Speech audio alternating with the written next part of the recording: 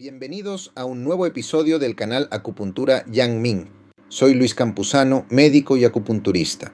En esta clase vamos a desarrollar un concepto fundamental dentro del diagnóstico en medicina tradicional china, la diferenciación de la localización de la enfermedad.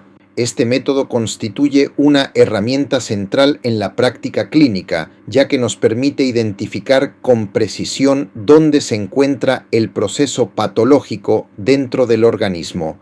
No se trata únicamente de observar síntomas aislados, sino de integrar toda la información obtenida a través de los 4 métodos diagnósticos: la observación, la auscultación y olfacción, el interrogatorio y la palpación. A partir de esta integración, el objetivo es determinar el lugar actual de la enfermedad, entendiendo que el diagnóstico completo en medicina china no puede limitarse solo a la naturaleza del cuadro, sino que debe necesariamente incluir su localización. Por esta razón, la diferenciación de la localización de la enfermedad no funciona de manera aislada, sino que se combina con la diferenciación de la naturaleza patológica, formando en conjunto el diagnóstico sindrómico completo.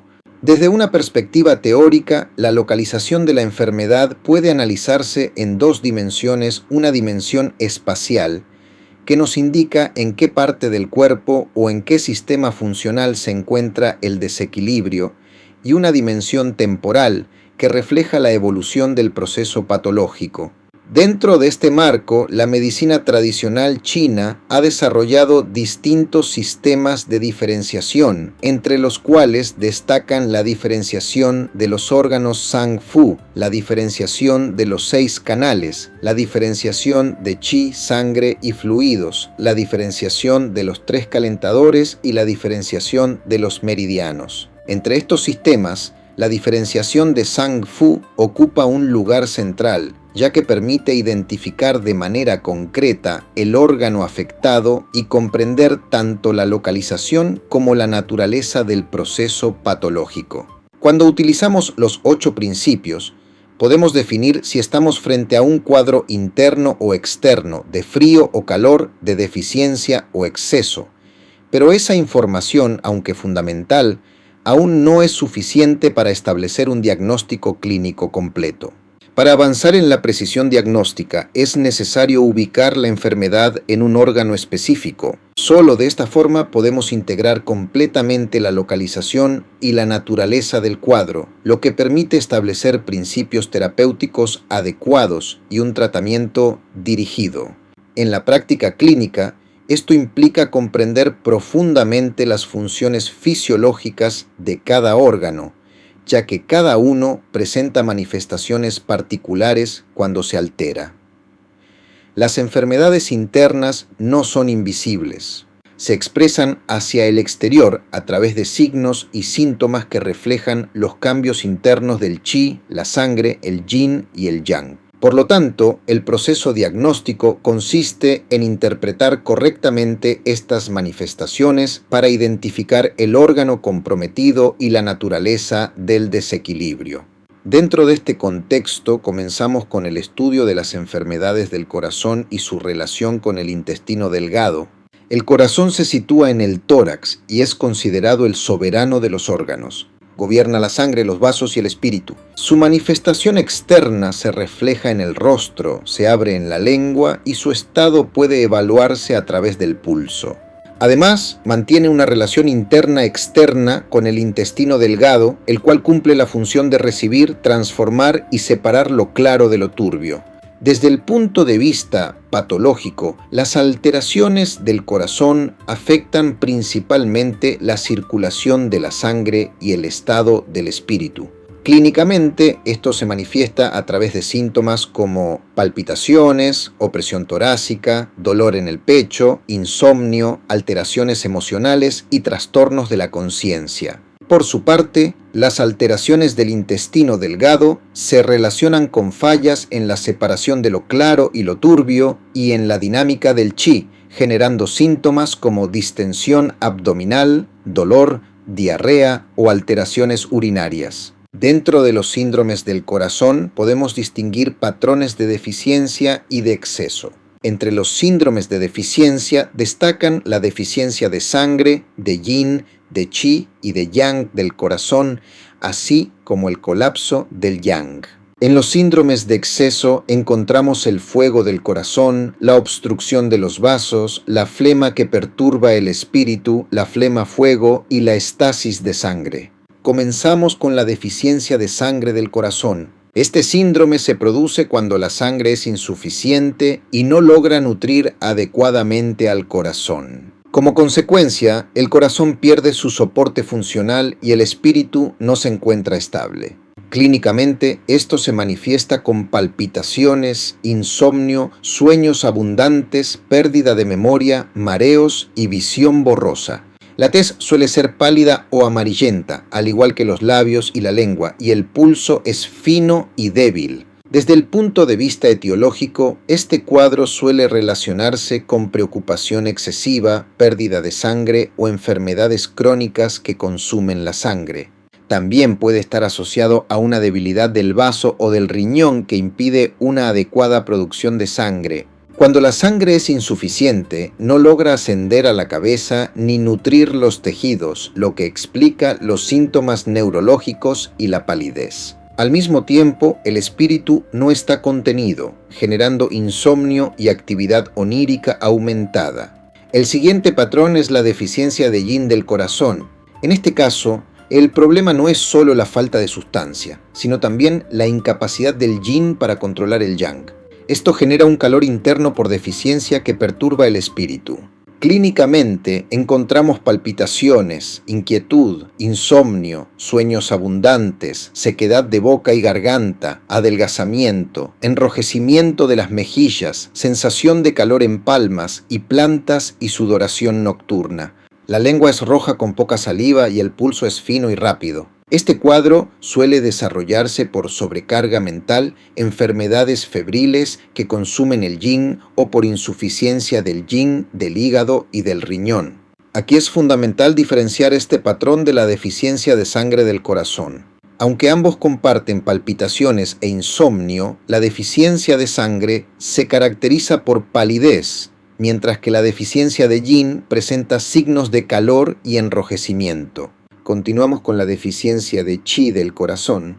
Este patrón refleja una disminución de la función del corazón para impulsar la sangre. Se manifiesta principalmente por palpitaciones, sensación de opresión torácica, falta de aire, voz baja, fatiga y sudoración espontánea. Los síntomas empeoran con el esfuerzo y se acompañan de tez pálida, lengua pálida y pulso débil. Este cuadro suele originarse en una constitución débil, enfermedades crónicas o envejecimiento. Cuando el chi es insuficiente, la función de impulso disminuye, afectando la circulación y la energía general del organismo. A partir de este punto, puede evolucionar hacia la deficiencia de yang del corazón. Aquí ya no solo hay debilidad funcional, sino también una pérdida de la capacidad de calentamiento. Esto genera frío interno. El cuadro clínico incluye palpitaciones, opresión o dolor torácico, dificultad respiratoria, extremidades frías, sudoración espontánea, fatiga y cambios en la coloración del rostro, que puede ser pálido o con tonalidad oscura. Los labios pueden volverse púrpura y el pulso es débil, lento o irregular. Si este proceso se agrava, puede llegar al colapso del yang del corazón. Este es un cuadro crítico, donde el yang se agota y no puede mantenerse internamente. Se manifiesta con sudor frío profuso, extremidades frías, respiración débil, alteración de la conciencia y pulso casi imperceptible. Clínicamente esto representa una situación de urgencia, donde el chi y el yang están colapsando. Es importante entender que la deficiencia de chi, la deficiencia de yang y el colapso del yang representan distintas etapas de progresión de un mismo proceso. Finalmente, dentro de los síndromes de exceso del corazón, encontramos el fuego exuberante del corazón. Este cuadro se caracteriza por un exceso de calor que perturba el espíritu y agita la sangre. Se manifiesta con irritabilidad, insomnio, comportamiento agitado, úlceras en la lengua, hemorragias, orina oscura, fiebre, sed y estreñimiento. El calor consume los líquidos, altera el espíritu y puede forzar la sangre fuera de los vasos, generando sangrados. Cuando la causa es la flema, observamos opresión torácica, sensación de pesadez, sobrepeso corporal, lengua con saburra blanca y espesa y pulso resbaladizo. Si predomina el frío, el dolor es intenso, constrictivo, empeora con el frío y mejora con el calor, acompañado de extremidades frías, lengua pálida o azulada y pulso profundo y tenso. Cuando el origen es el estancamiento de chi, el dolor es distensivo, de carácter variable, asociado a factores emocionales, con suspiros frecuentes y pulso en cuerda. Este patrón refleja una alteración en la circulación del chi y la sangre en el tórax, donde el corazón pierde su capacidad de mantener el flujo armónico, generando dolor y disfunción. Avanzamos ahora hacia otro grupo de síndromes donde el elemento central ya no es la obstrucción mecánica de los vasos, sino la alteración del espíritu. La flema que perturba el espíritu del corazón es un cuadro donde la acumulación interna de flema interfiere con la claridad mental. Clínicamente, esto se manifiesta como confusión mental, alteración del estado de conciencia, comportamiento incoherente, depresión emocional o incluso estupor. En casos más severos puede aparecer pérdida súbita de la conciencia, respiración ruidosa por flema, exceso de saliva y falta de respuesta. Desde el punto de vista fisiopatológico, la flema bloquea los orificios del corazón, impidiendo que el espíritu se exprese con claridad. Cuando esta condición progresa o se combina con calor, aparece el síndrome de flema-fuego que perturba el espíritu. Aquí ya no solo hay obstrucción, sino también agitación. El calor intensifica la alteración mental. El cuadro clínico se caracteriza por irritabilidad intensa, insomnio, lenguaje incoherente, agitación, comportamiento maníaco, incluso agresividad o desinhibición. Se asocia a signos claros de calor como rostro enrojecido, fiebre, sed, flema amarilla, lengua roja con saburra amarilla grasosa y pulso resbaladizo y rápido. Este patrón representa una activación extrema del sistema, donde el fuego agita el espíritu y la flema impide su regulación. Es fundamental diferenciar estos dos cuadros.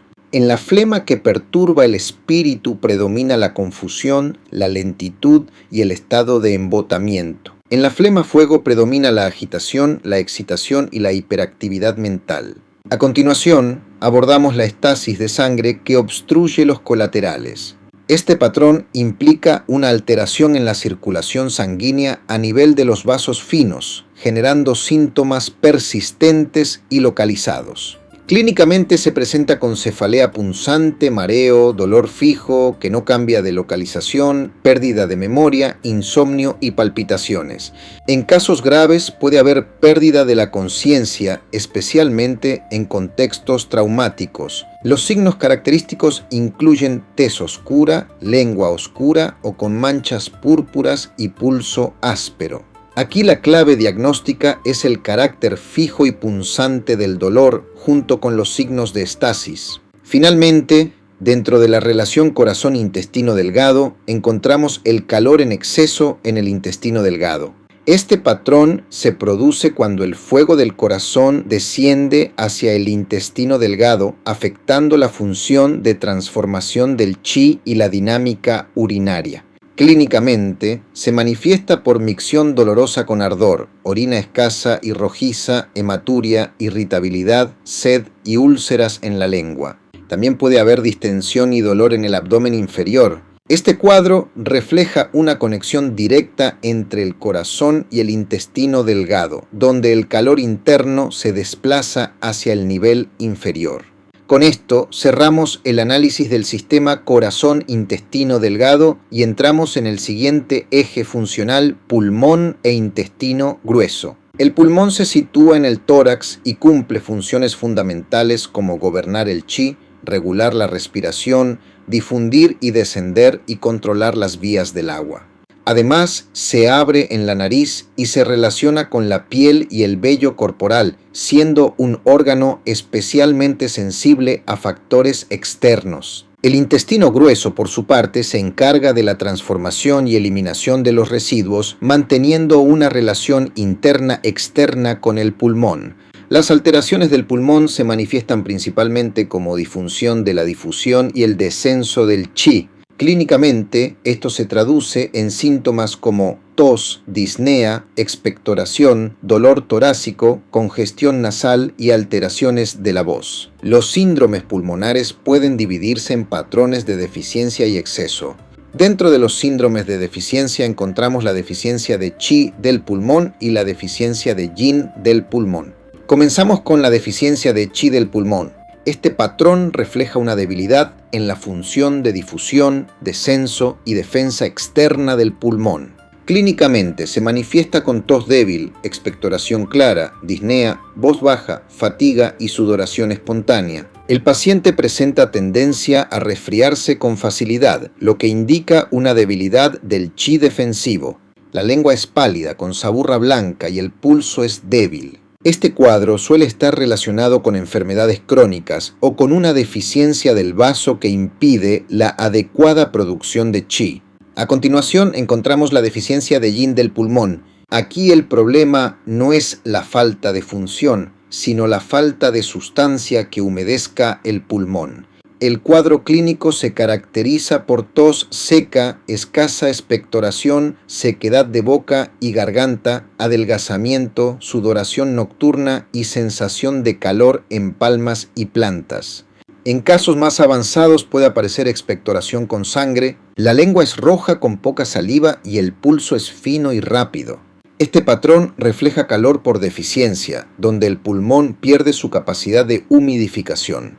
Con esto, entramos en los síndromes de exceso del pulmón, que se relacionan principalmente con la invasión de factores patógenos externos. Comenzamos con la invasión de viento frío al pulmón.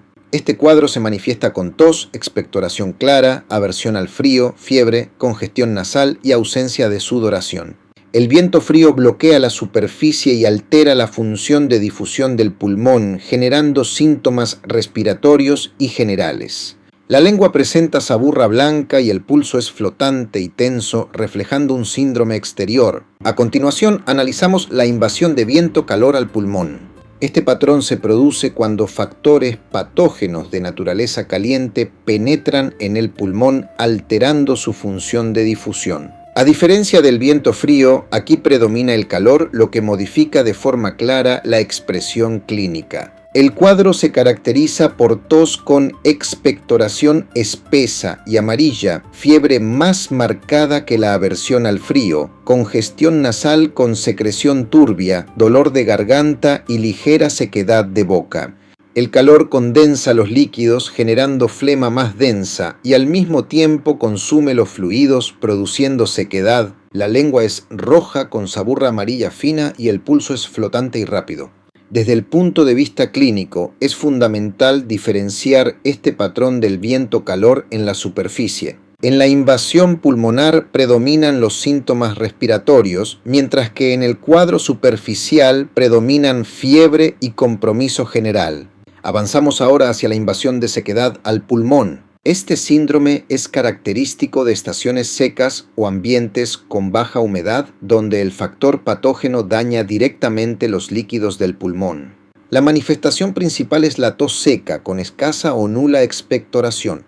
Puede haber dolor torácico, expectoración con sangre o epistaxis en casos más severos. Se acompaña de sequedad de boca, labios, garganta y nariz, lo que refleja la pérdida de líquidos corporales. A nivel sistémico puede presentarse fiebre leve con ligera aversión al viento. La lengua se observa seca y el pulso suele ser flotante. Este patrón debe diferenciarse de la deficiencia de yin del pulmón. La diferencia clave es que la invasión de sequedad es un proceso agudo, externo y de corta evolución, mientras que la deficiencia de yin es crónica, interna y asociada a calor por deficiencia. Continuamos con la exuberancia de calor en el pulmón. Aquí el calor ya no está en la superficie, sino que se ha acumulado en el interior del pulmón, alterando de forma más profunda su función de descenso. Clínicamente se presenta con tos intensa, disnea, dolor torácico, fiebre, sed, inflamación de la garganta, estreñimiento y orina escasa y rojiza. El calor interno afecta la circulación del chi, genera inflamación y consume los líquidos, lo que explica la sed y la sequedad. La lengua es roja con saburra amarilla y el pulso es rápido, reflejando un síndrome de exceso por calor interno. Este patrón debe diferenciarse de la invasión de viento-calor. En la exuberancia de calor pulmonar los síntomas son más intensos, más profundos y con claro compromiso interno. A continuación abordamos la flema-calor que obstruye el pulmón. Este es un cuadro donde se combinan dos factores patológicos, la flema y el calor. El resultado es una alteración importante en la función de descenso del pulmón, generando tos, disnea y expectoración abundante, espesa y amarilla.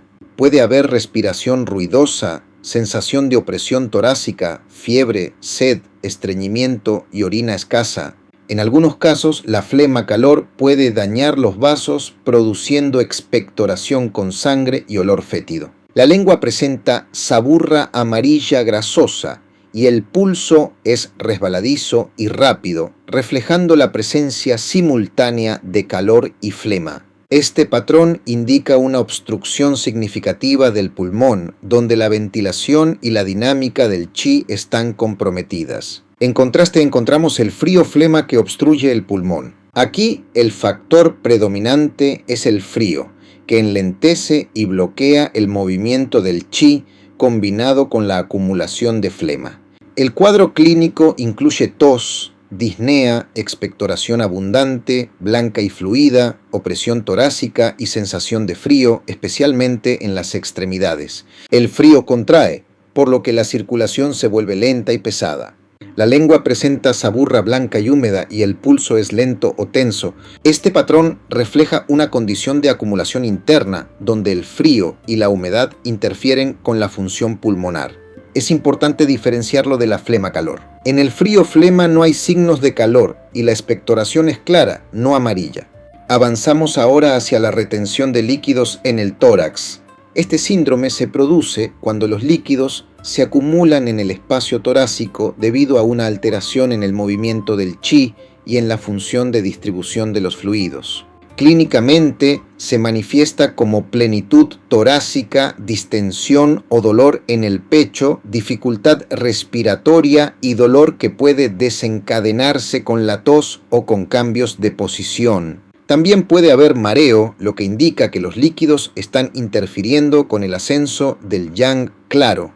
La lengua presenta saburra blanca y resbaladiza y el pulso es profundo y tenso. Este patrón está frecuentemente asociado a deficiencia del yang del vaso o a alteraciones del pulmón que impiden la correcta regulación de las vías del agua. Finalmente, dentro de los síndromes de exceso del pulmón encontramos el viento-agua que invade el pulmón. Este es un cuadro donde la invasión de viento altera la función de difusión del pulmón y la regulación de los líquidos, provocando acumulación de fluidos que se manifiestan como edema. El edema suele comenzar en los párpados y el rostro, extendiéndose posteriormente al resto del cuerpo con predominio en la parte superior. Se acompaña de micción escasa y síntomas de síndrome exterior como fiebre leve y aversión al frío. Dependiendo de la naturaleza del factor patógeno, pueden predominar signos de viento frío o viento calor. Este patrón refleja una alteración aguda en la dinámica de los líquidos, donde el pulmón pierde su capacidad de regular las vías del agua. Con esto cerramos el análisis de los síndromes del pulmón y su relación con los factores patógenos externos y la dinámica de los fluidos. En la siguiente clase avanzaremos hacia los síndromes del intestino grueso y su relación con el pulmón, completando este eje funcional dentro de la diferenciación de Sang-Fu. Si este contenido te ha sido útil, no olvides dar like y suscribirte al canal, así como comentar y compartir estos temas. Hasta la próxima clase.